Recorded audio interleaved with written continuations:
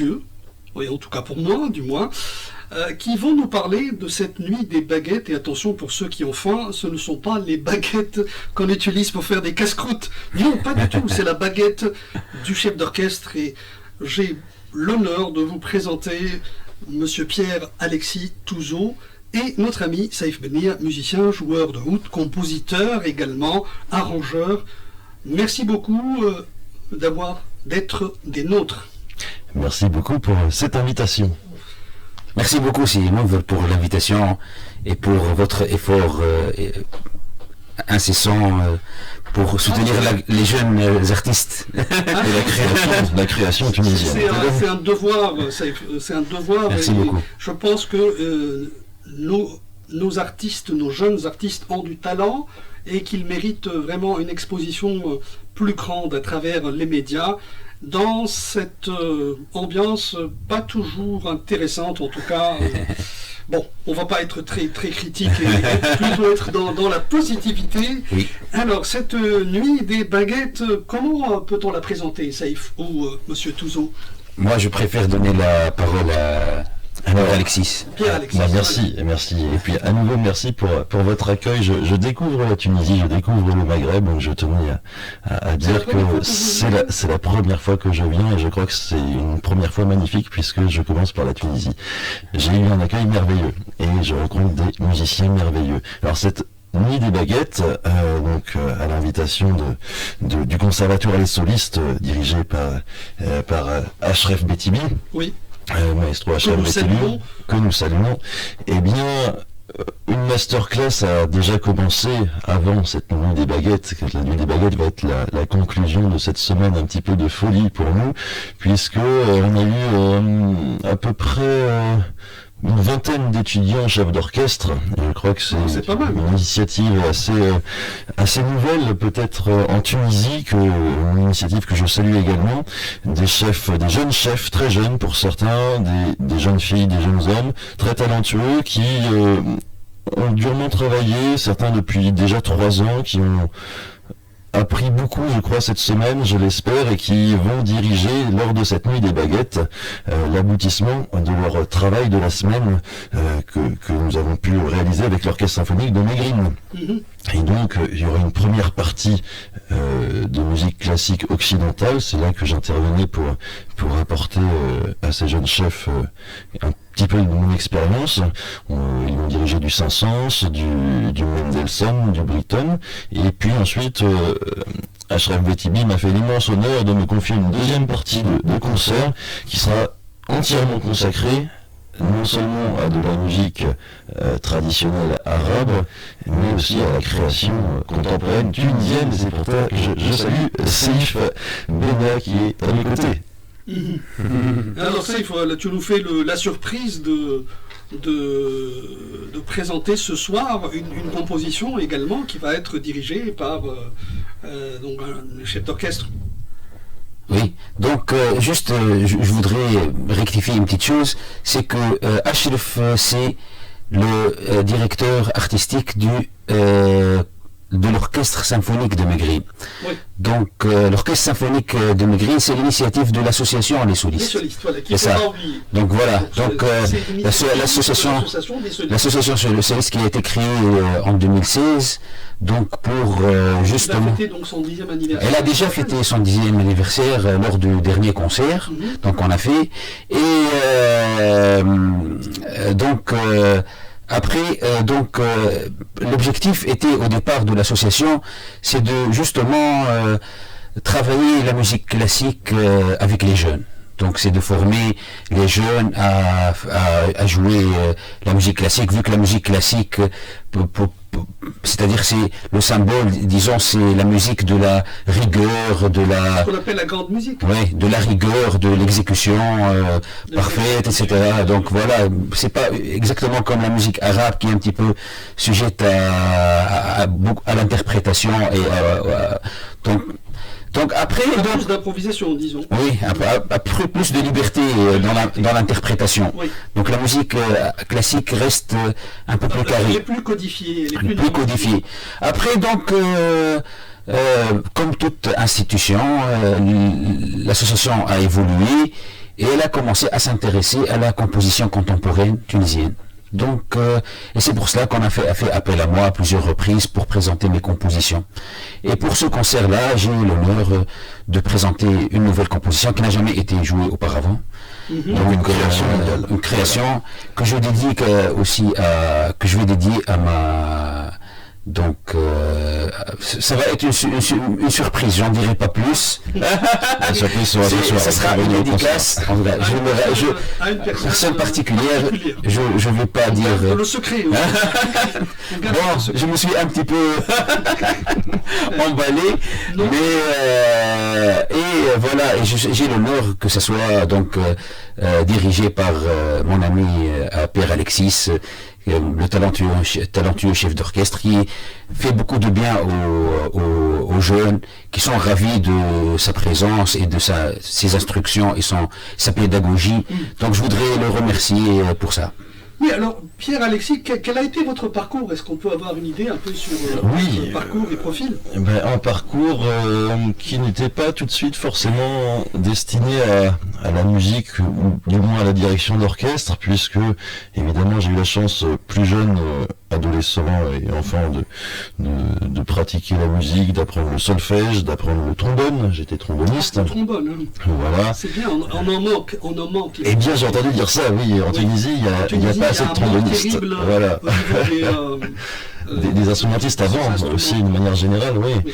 Et donc j'ai eu cette chance de découvrir la musique plutôt comme un loisir. Et puis après j'ai continué avec mes études, plutôt avec des mathématiques. Et c'est là que j'ai pris un vrai tournant après 2-3 ans de mathématiques supérieures, de vraiment me tourner à nouveau vers la musique, de recommencer de zéro et de me destiner au métier de chef d'orchestre. Voilà. Ça devait vous encourager et surtout vous aider en faisant des mathématiques. Moi, je me rappelle mon enseignant de piano, Sinourdine Anebi, paix à son âme, il me disait 1 heure de musique, c'est 4 heures de mathématiques. Exactement, c'est les mathématiques condensées la musique. Voilà. C'est-à-dire qu'il y a des choses qui se ressemblent énormément et qui font partie. Il y a un style de composition basé sur les mathématiques. Oui, exactement. Il n'oublie pas que ça, il faut aussi ingénieur. Moi, chimiste. Moi, je dis toujours, j'arrange comme un chimiste. Je fais des dosages. Voilà. Il est explosif. Dans la mesure et le dosage. Voilà. Oui, c'est ça. Mais les mathématiques, pour moi, c'est plutôt une rigueur. Presque un langage, disons, une rigueur et un langage qui m'ont permis de réutiliser un raisonnement, d'analyse, de recherche objective d'une sorte de vérité presque derrière les intervalles, derrière les rythmes, afin de construire une interprétation ou plutôt une exécution la plus juste possible. Et alors vous avez donc là vous avez continué à faire des études. Alors j'ai vraiment pour le coup tout lâché en mathématiques pour revenir vraiment à la musique et m'y consacrer totalement en apprenant déjà les bases de la direction d'orchestre. Je salue mes 2 professeurs, Adrien McDonnell, un Américain, et Daniel Gazon, un Belge, qui était l'élève du grand Sergiu Celibidache, chef d'orchestre roumain qui dirigeait notamment l'orchestre de Berlin, l'orchestre de Munich, voilà, grande carrière. Et ces 2 chefs m'ont apporté beaucoup, ce sont vraiment mes maîtres. Voilà, et j'essaye à ma mesure, de synthétiser cet héritage et de le transmettre à mon tour. Et vraiment, depuis mes 20 ans, j'ai lâché tout pour la musique. On peut dire ça comme ça. C'est une vocation. Sage décision. Ça me rappelle la chanson de France Gall, tout pour la musique. Exactement. Tout pour la musique. Bon. Mais alors, quels auteurs avez-vous surtout aimé et apprécié Alors, en composition, quel compositeur? Oui. J'ai toujours été sensible à Beethoven. Oui. Beethoven, qui, sans être... il y a des imperfections chez Beethoven, mais il y a une rage, une énergie, un rythme qui, moi, me touche, m'imprègne. On dit qu'il y a des chefs rythmiques et des chefs mélodiques. Moi, je suis peut-être plus un chef rythmique, et c'est pour ça que ça me touche plus.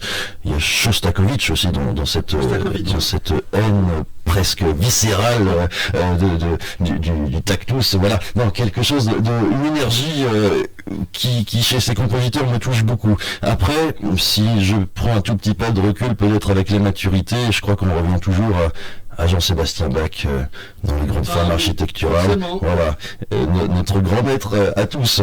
Mais oui, non, on peut pas dire que j'ai pas forcément un seul compositeur préféré. Oui, voilà. Donc ça n'a pas de sens. Mais il faut être assez ouvert et pour adorer et tous ces. Alors à chacun qu'il a apporté son.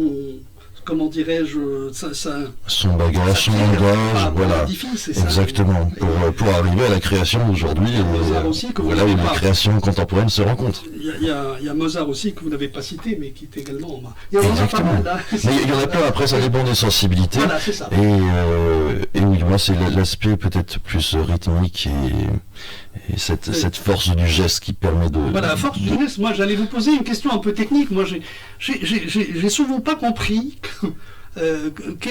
à quoi ça rimait d'utiliser la main droite ou la main gauche. Alors, c'est juste pour donner une idée sur vraiment. Parce que des fois, ils se perdent un peu. Le spectateur, il se perd un peu.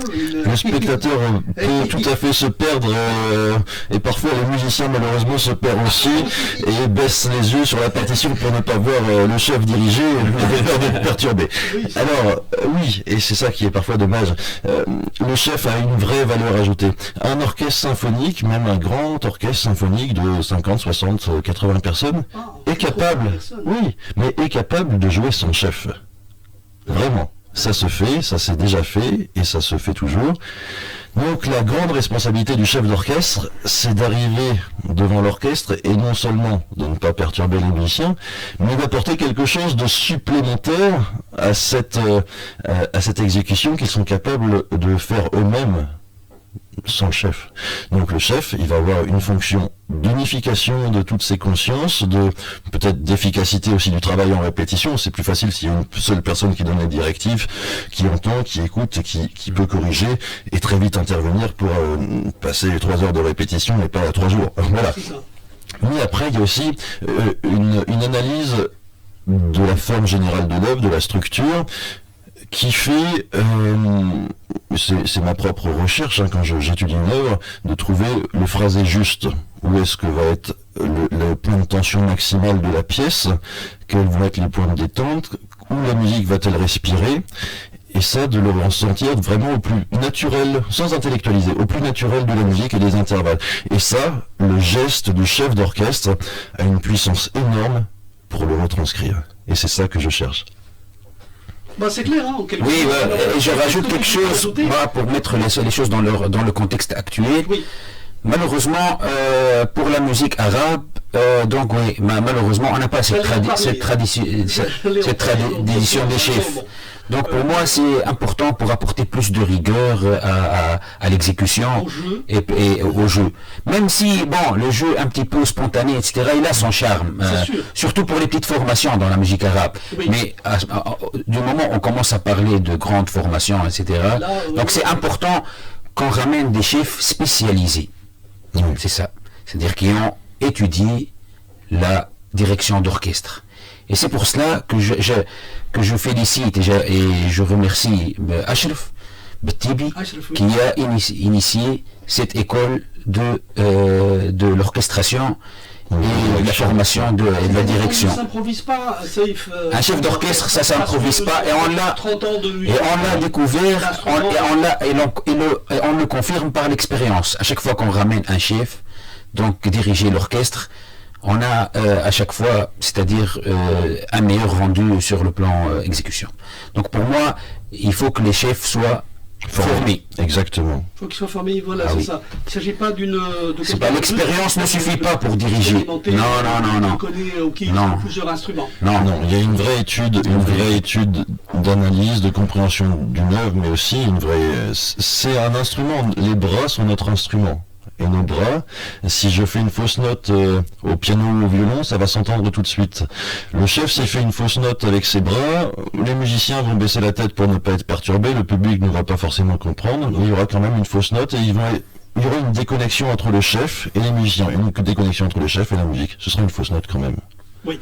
Alors, moi, je vais vous interrompre pendant quelques instants pour écouter la capsule bonus et on revient tout de suite après. La matinale sur RTCI. La matinale. Bonus, votre capsule bien-être avec Emna Louzir.